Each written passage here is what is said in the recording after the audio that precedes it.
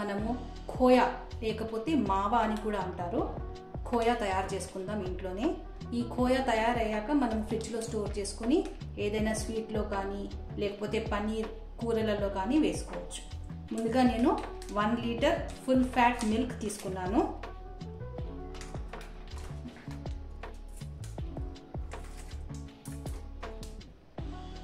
ఒక కడాయి స్టవ్ మీద పెట్టేసి స్టవ్ ఆన్ చేసుకోండి.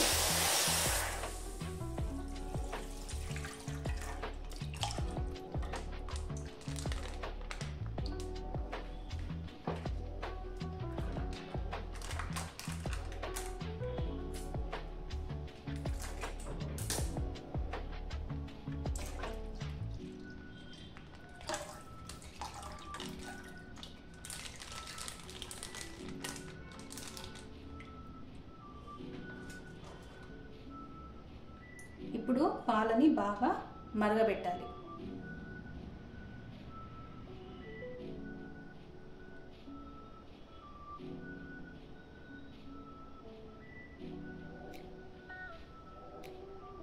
పాలు మసులుతున్నాయి కదా, ఇప్పుడు మనము ఒక స్పూన్ తీసుకొని దాన్ని కలుపుకుంటూ అడుగు అంటకుండా చూసుకోవాలి.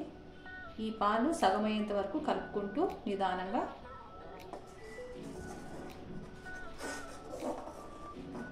దగ్గర పడేంత వరకు చూడాలి. ఈ పాలు మసులుతున్నాయి. ఇప్పుడు మనము కంటిన్యూస్గా కలుపుకుంటూ ఉండాలి, లేకపోతే అడుగున అంటుకుంటుంది. ఈ పాలు సగానికి సగం అయ్యేంత వరకు అలాగే కలుపుకుంటూ ఉండాలి.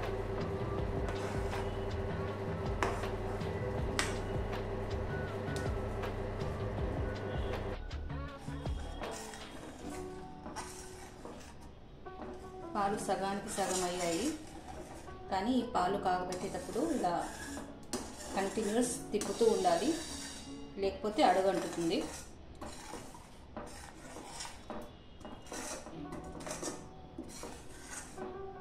ఈ స్టేజ్లో మనము ఒక 200 గ్రాములు మిల్క్ పౌడర్ యాడ్ చేయాలి.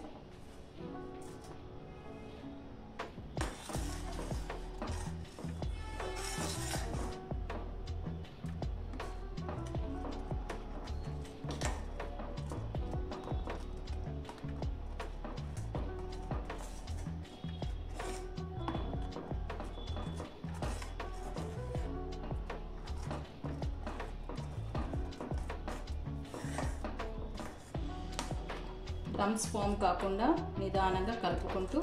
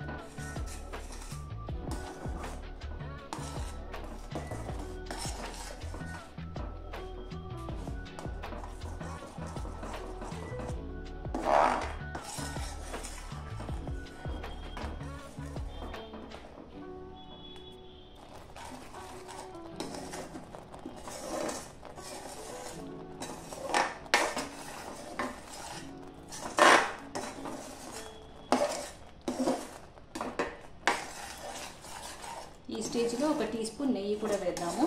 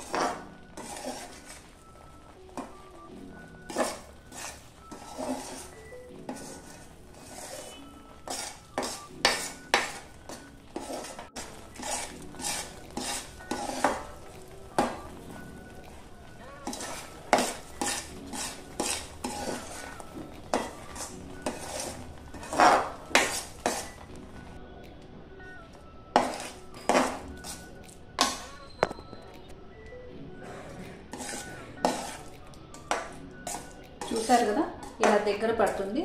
ఇది ఇలా దగ్గర పడడానికి సుమారుగా 40 నిమిషాలు పడింది. ఇది బాగా చల్లారాక ఒక ఎయిర్ టైట్ కంటైనర్లో పెట్టుకొని ఫ్రిడ్జ్లో పెట్టుకోవచ్చు. ఎప్పుడు కావాలంటే అప్పుడు స్వీట్స్లలో వేసుకోవచ్చు. ఇది 1 లీటర్ పాలకు 200 గ్రాములు ఖోయా వస్తుంది.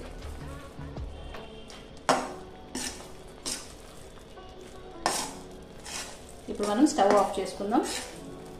ఇలా కలుపుతూ ఉంటే ఇలా అడుగు అంటకుండా మనకు పైకి రావాలి. అప్పుడు రెడీ అయింది. అంతే అండి, ఖోయా రెడీ. ఖోయా రెడీ అయిపోయిందండి. ఇది నేను మెజర్ చేసి చూశాను, 330 గ్రాములు ఉంది. అంటే మనం 1 లీటర్ మిల్క్ ఒక 200 గ్రామ్స్ మిల్క్ పౌడర్ వేసి చేసాం కదా, మనకు 330 గ్రాముల ఖోయా వచ్చింది.